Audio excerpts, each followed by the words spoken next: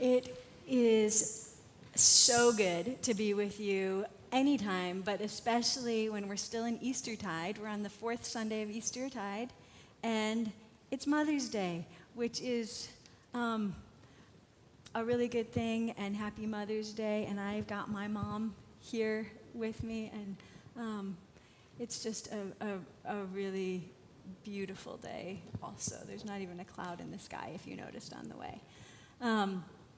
And also, whenever I saw the readings for this day, whenever Brant texted me and he was like, hey, would you be able to fill in for me?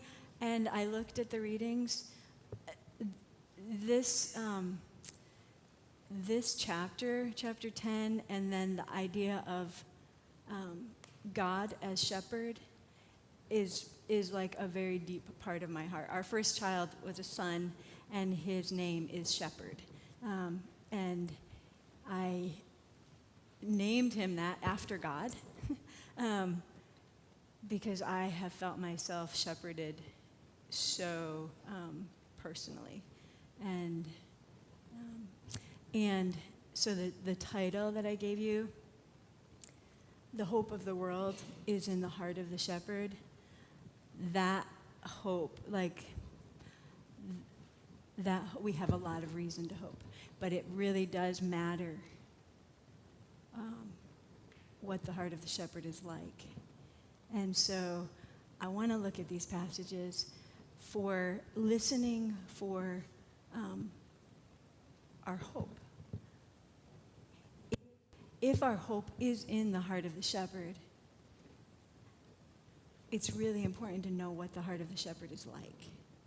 And so let's dig in a little bit, because in that first reading that Sandy read for us, it was in Jeremiah. And in that passage, God tells Jeremiah that he is not going to look at the faithless and the false with eyes of anger. He's going to look at them with eyes of mercy, and he's going to send them shepherds who share his heart, and they are going to lead them. And as those shepherds lead those faithless and false, the godlike love of those shepherds will get into them. It will do something to them. It will change them. It will heal them. And when they're healed, it changes everything. It changes the way that they see everyone and everything. It changes the way that they experience themselves as well. And that healing then carries over whenever we read the Psalm 23, which we all are familiar with, and we have all come to love in different ways. But David had experienced that God-like shepherding love. It had gotten into him. And whenever he starts that psalm, his singing, it's a song. He starts singing about God. Doesn't he? The Lord is my shepherd. I have no need of anything. He makes me lie down in green pastures. He leads me beside still waters. He restores my soul. But then there's this little shift as he's recalling the kindness of the shepherd and his guidance through his life thus far. He starts remembering, and as he's remembering, then he says, even though I walk through the valley of the shadow of death, I will fear no evil, for you are with me. You hear the change. It's about God, and then it becomes very personal. It's you. I will fear no evil. Your rod and your staff, they comfort me. You prepare a table before me in the presence of my enemies. It's gotten into him, the kindness of the shepherd, the way of the shepherd that is God has gotten into David, and it enables him with faith that he can imagine going through deep, dark death, as long as this shepherd, this kind of shepherd, is with him. And then so in both of those, this is like shepherd, all about the shepherd, and revealing to us the heart of the shepherd, what the heart of God is actually like. And then Jesus came as the good shepherd, right? So we picked up in chapter 10 later when he's back in the temple. But whenever we look over a little bit in chapter 10, he's just had the whole conversation about what a good shepherd is like.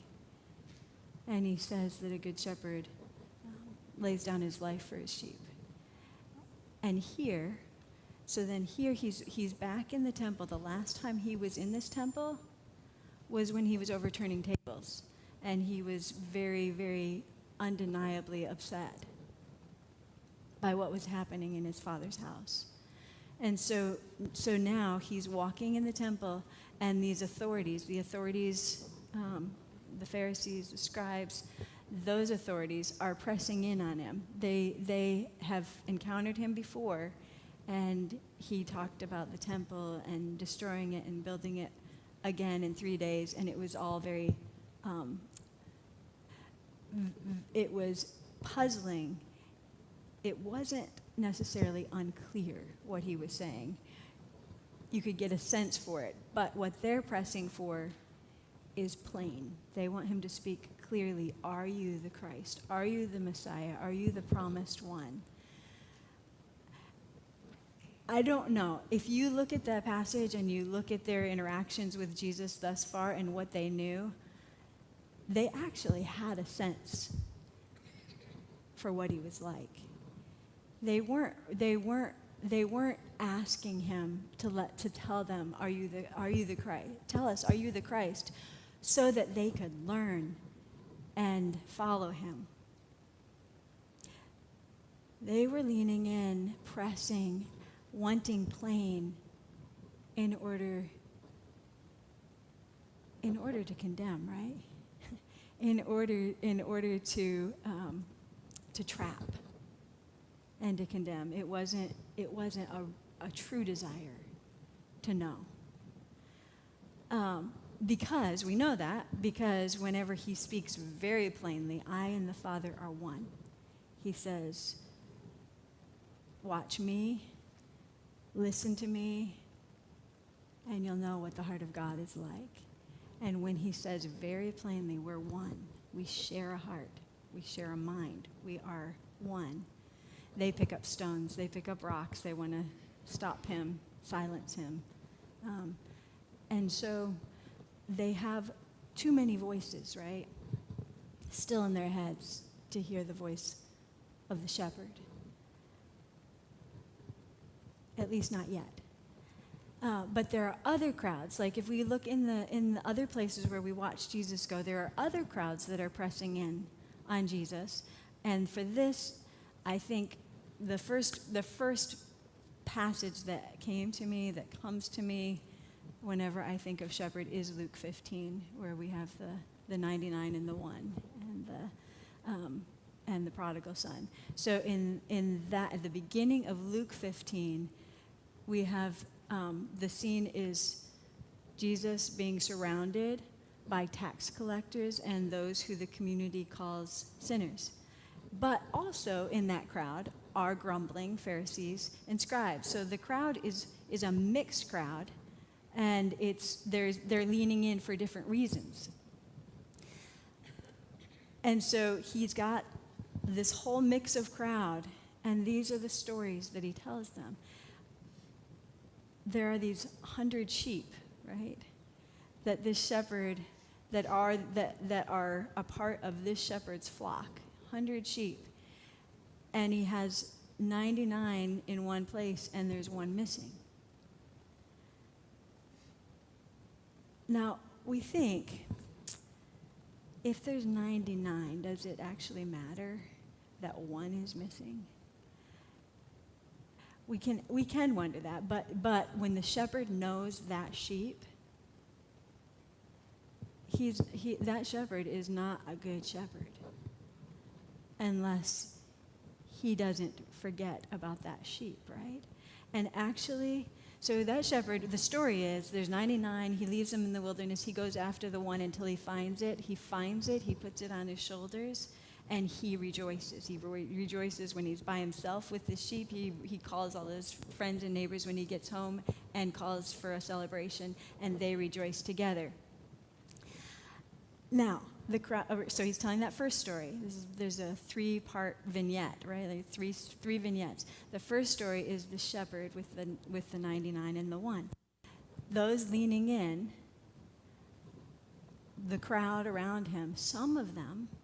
And wait a minute, because each vignettes are parables, and parables are stories, right? Stories that aren't exactly, they're just like about something else, but we're meant to find ourselves in those stories. So some of those crowding around Jesus are finding themselves as the one sheep, right? They know that they know that they're the one that's missing. They know that they're the one that's lost. They know they're one that desperately needs the shepherd to remember them because they can't find their way back. Some of them find themselves as that one sheep. Some of them find themselves and resonate with 99. But the security, of that 99 is because the security is not in being one of the 99, right? So the security of that 99, the hope of that 99 is that shepherd will not forget that one sheep.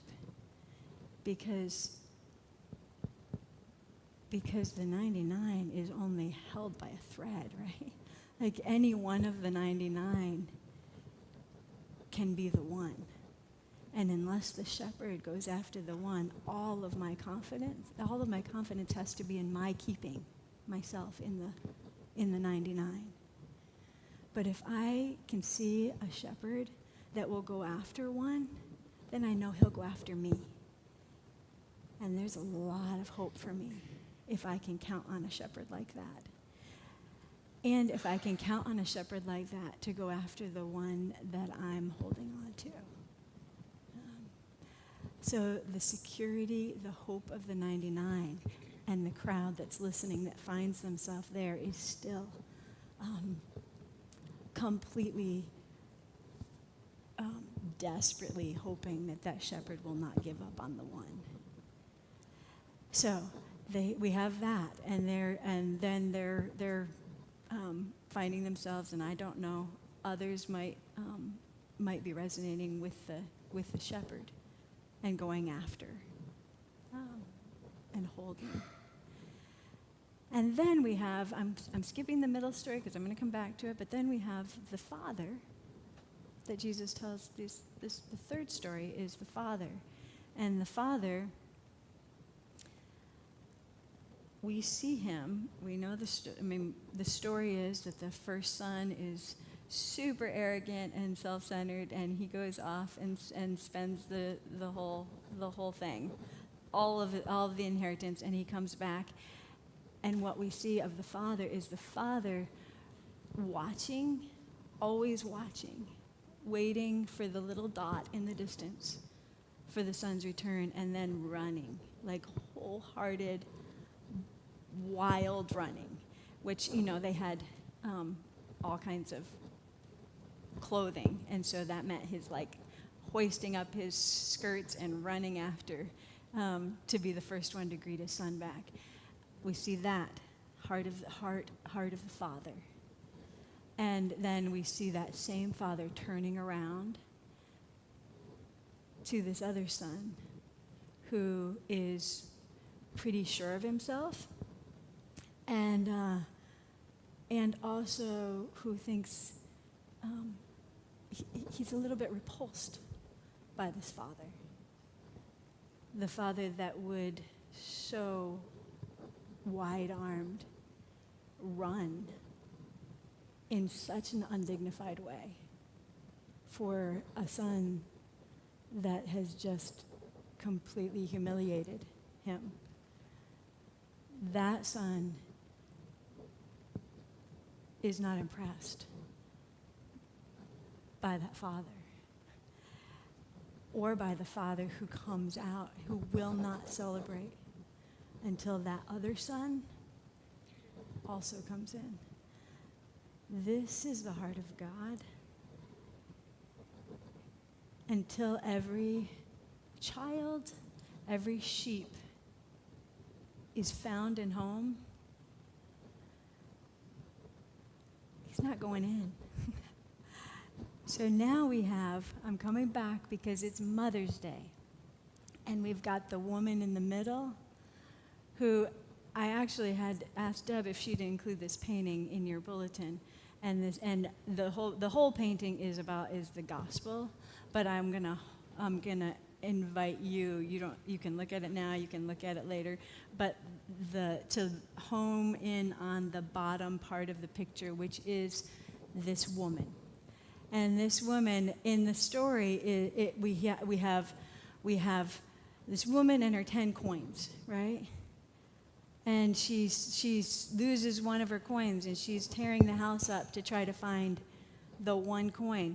And the price of the value of the coin is not worth the value of the celebration she throws afterwards. The party costs more than the whole total of the coins. So it's clearly about something other than this coin.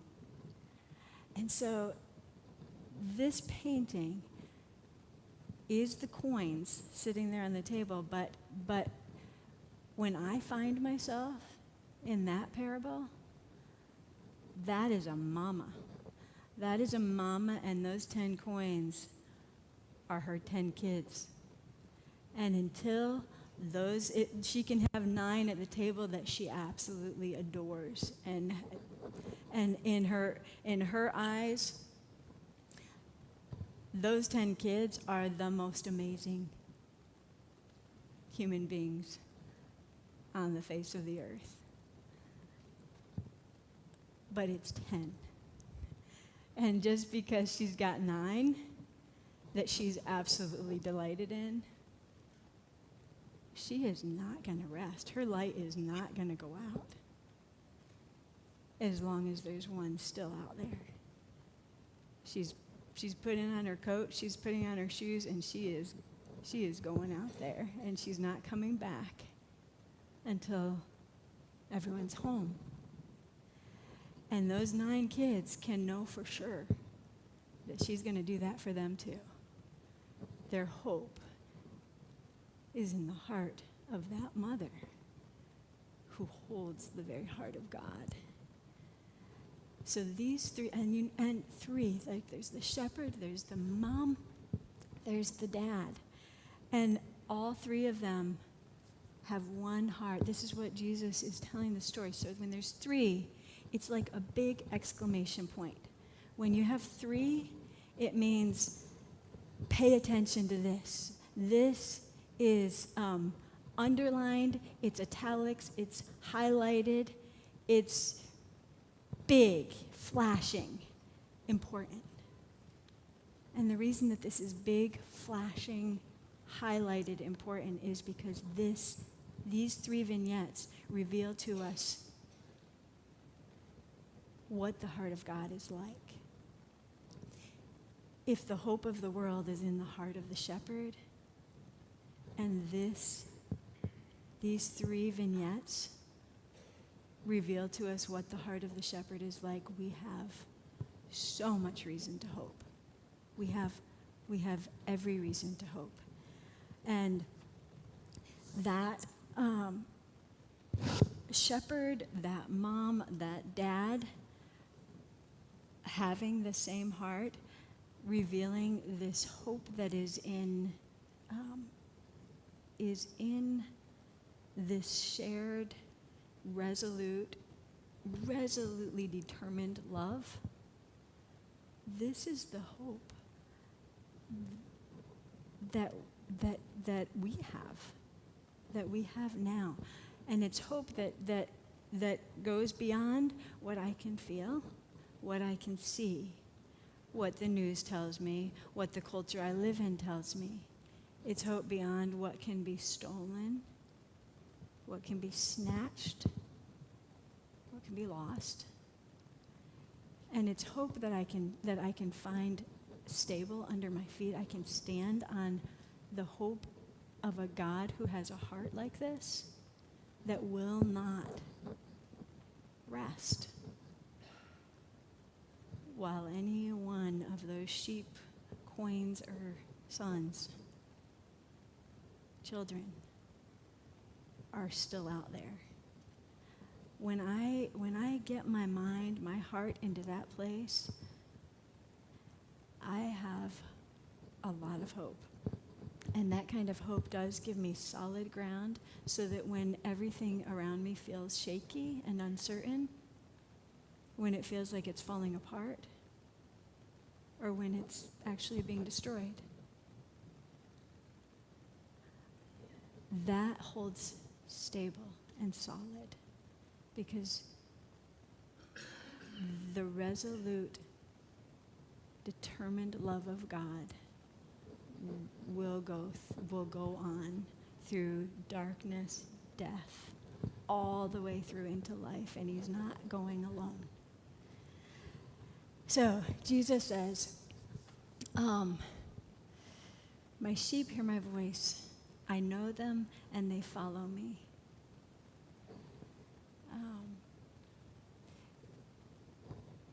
When we follow, then, and we discover ourselves to be the rescued sheep, the rescued children, there's much hope for us in that because we've experienced hope. If we follow further, and he asks us, follow further,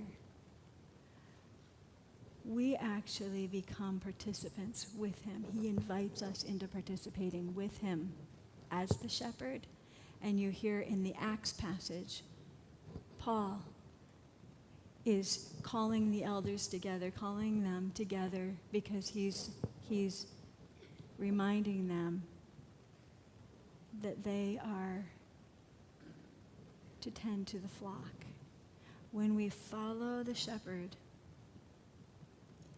when the shepherd's heart becomes our heart, the things that are burning in the shepherd's heart become the things that are burning in our hearts. And then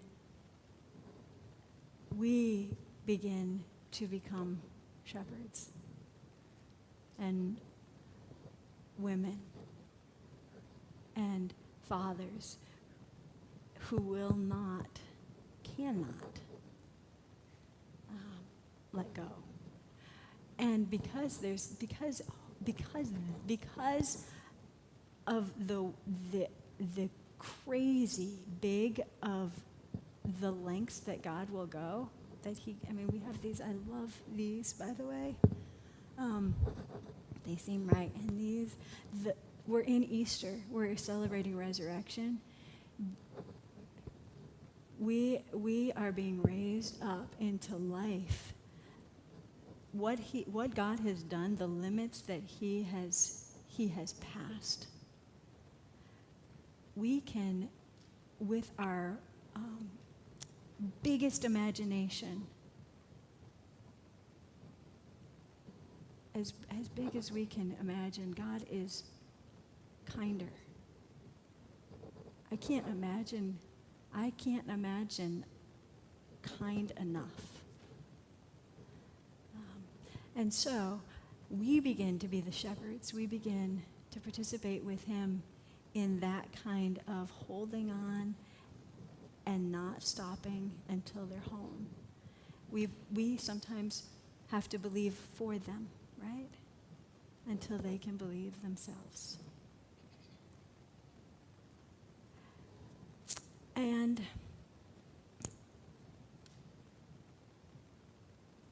this is hope that holds all the way through life, into death, into resurrection, and beyond. The heart of the shepherd that is God is our hope, is our foundation. And if the heart of the shepherd if the hope of the world is in the heart of the shepherd, we are in such good hands. Thanks be to God. Amen.